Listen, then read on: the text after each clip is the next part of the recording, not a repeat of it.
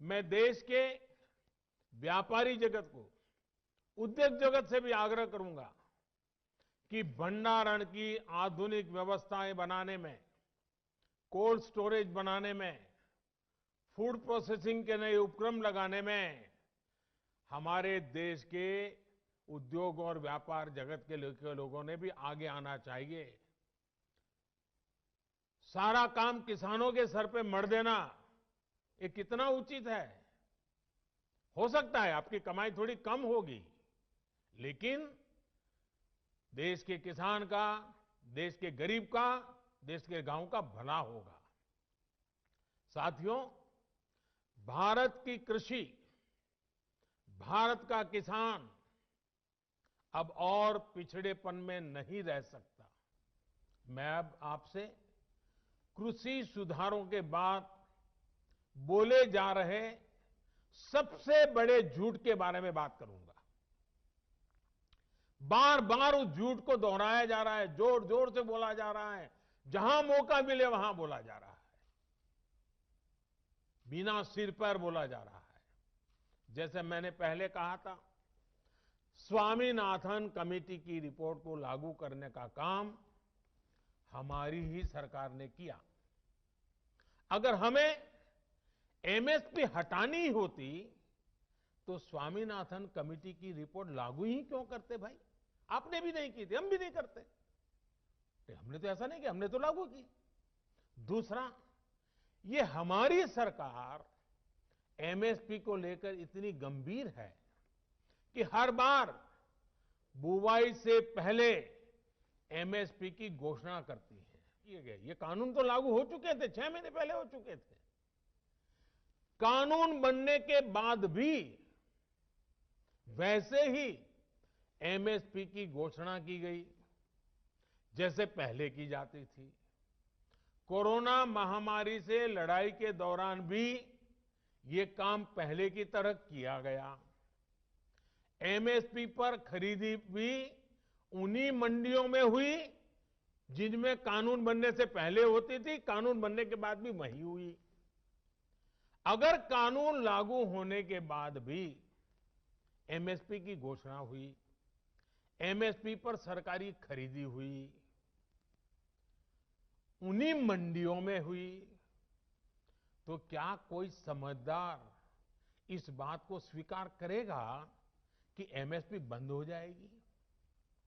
और इसलिए मैं कहता हूं, इससे बड़ा कोई झूठ नहीं हो सकता, इससे बड़ा कोई षड्यंत्र नहीं हो सकता। और इसलिए मैं देश के प्रत्येक किसान को ये विश्वास दिलाता हूं कि पहले जैसे एमएसपी दी जाती थी वैसे ही दी जाती रहेगी। एमएसपी न बंद होगी न समाप्त होगी। साथियों, अब मैं आपको जो आंकड़े दे रहा हूं वो दूध का दूध और पानी का पानी कर देंगे।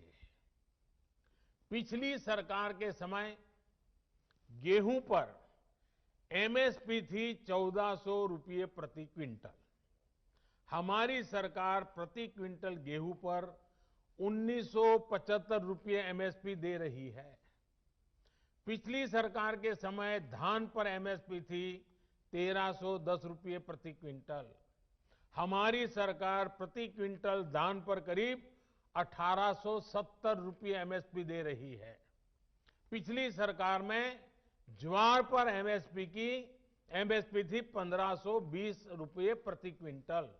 हमारी सरकार ज्वार पर प्रति क्विंटल 2640 रुपये एमएसपी दे रही है। साथियों, ये इस बात का सबूत है कि हमारी सरकार एमएसपी समय समय पर बढ़ाने को कितनी तवज्जो देती है।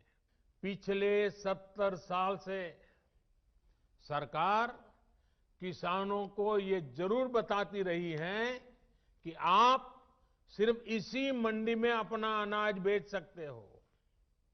मंडी के अलावा किसान चाहकर भी अपनी फसल कहीं और नहीं बेच सकता था।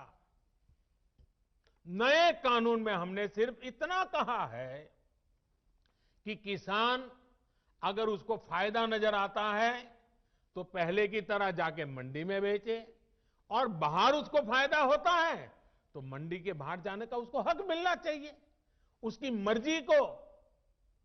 क्या लोकतंत्र में मेरे किसान भाई को इतना हक नहीं हो सकता है? अब जहां किसान को लाभ मिलेगा वहां वो अपनी उपज बेचेगा। मंडी भी चालू है, मंडी में भी जाकर के बेच सकता है, जो पहले था वो भी कर सकता है, किसान की मर्जी पर करेगा। बल्कि नए कानून के बाद तो किसान ने अपना लाभ देखकर अपनी उपज को बेचना शुरू भी कर दिया है। हाल ही में एक जगह पर धान पैदा करने वाले किसानों ने मिलकर एक चावल कंपनी के साथ समझौता किया है। इससे उनकी आमदनी 20% बढ़ी है। एक और जगह पर आलू के 1000 किसानों ने मिलकर एक कंपनी से समझौता किया है। इस कंपनी ने उन्हें लागत में 35% ज्यादा की गारंटी दी है। एक और जगह की खबर में पढ़ रहा था, जहां एक किसान ने खेत में लगी मिर्च और केला सीधे बाजार में बेचा तो उसे पहले से 2 गुनी कीमत मिली। आप मुझे बताइए, देश के प्रत्येक किसान को ये लाभ, ये हक मिलना चाहिए या नहीं मिलना चाहिए? किसानों को सिर्फ मंडियों से बांधकर बीते दशकों में जो पाप किया गया है, ये कृषि सुधार कानून उसका प्रायश्चित कर रहे हैं।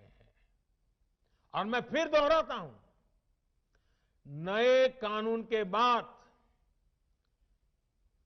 6 महीने हो गए, कानून लागू हो गया, हिंदुस्तान के किसी कोने में कहीं पर भी एक भी मंडी बंद नहीं हुई है। ये कृषि सुधार, ये कानून रातों रात नहीं आए हैं। पिछले 20-22 साल से इस देश की हर सरकार ने, राज्यों की सरकार ने इस पर व्यापक चर्चा की है। कम अधिक सभी संगठनों ने इन पर विमर्श किया है।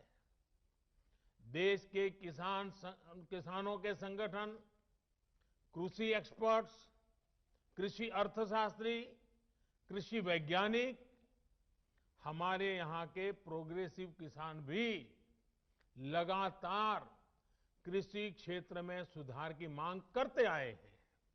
ये कानून लागू हुए 6-7 महीने से ज्यादा समय हो चुका है, लेकिन अब अचानक भ्रम और झूठ का जाल बिछाकर अपनी राजनीतिक जमीन जोतने के खेल खेले जा रहे हैं। किसानों के कंधे पर बंदूक रखकर वार किए जा रहे हैं। आपने देखा होगा, सरकार बार बार पूछ रही है,